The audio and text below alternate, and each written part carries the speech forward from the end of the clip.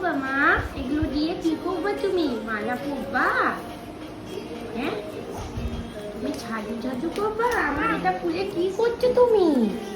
মালা বের করছো? করবা তুমি? হ্যাঁ, কি বাবা সব মালা বের করছো? পলা দিব?